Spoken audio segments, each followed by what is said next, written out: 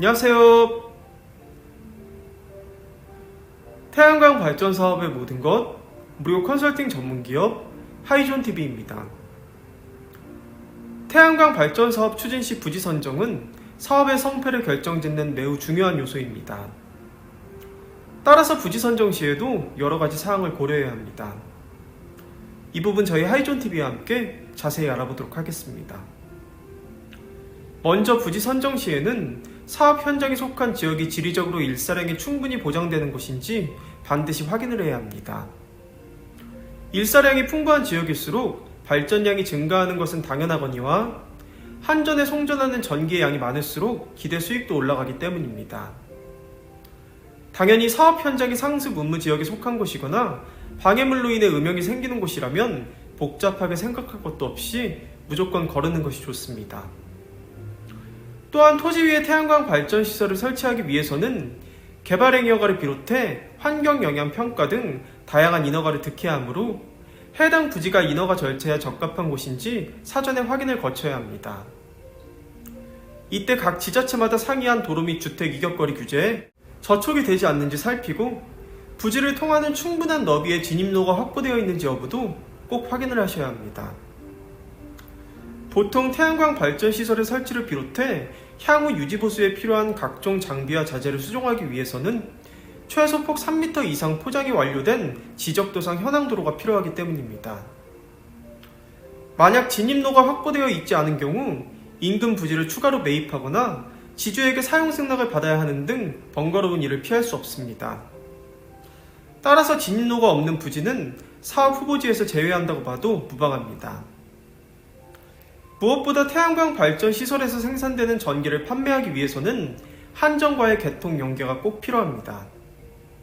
이를 위해서는 사업 현장을 지나는 배전선로에 신규 연계를 위한 잔여 용량이 남아 있어야 합니다. 조금 쉽게 설명드리자면 3000cc 배기량을 가진 자동차에 3000cc 이상을 주유할 수 없는 것과 같은 이치입니다. 보통 한 개 선로에 연계 가능한 용량은 13MW 정도인데 기존 사업자들로 인해 이 용량이 13MW를 넘어선 경우 해당 선로는 개통 접속이 불가능한 상태가 됩니다.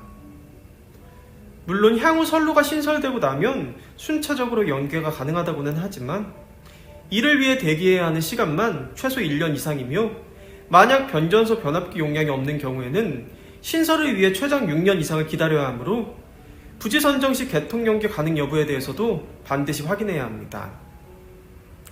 참고로 태양광 부지의 매입 가격은 지역 용도 등에 따라 달라지는데 되도록 저렴한 부지를 고르되 평당 가격은 최대 20만원을 넘지 않도록 해야 합니다. 적절한 가격의 부지를 매입해야만 투자금을 조기에 회수할 수 있기 때문입니다. 그러므로 사업 계획서를 통해 자금 조달 계획을 구체적으로 세우고 적절한 부지 매입을 위한 비용을 사전에 확보해야 합니다.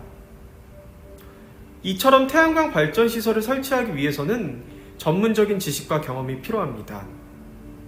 따라서 사업 추진 시에도 전문가의 조언은 필수입니다.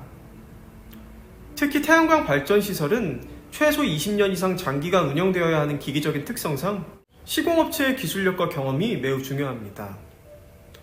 해당 업체의 기술력과 경험, 시공 품질, AS 능력 등을 종합적으로 고려해 신중하게 시공업체를 선정해야만 성공적인 사업을 영위할 수 있기 때문입니다. 지금까지 영상이 도움이 되셨다면 구독과 좋아요, 알림 설정, 선한 격려와 응원의 댓글까지 꼭 부탁드리겠습니다.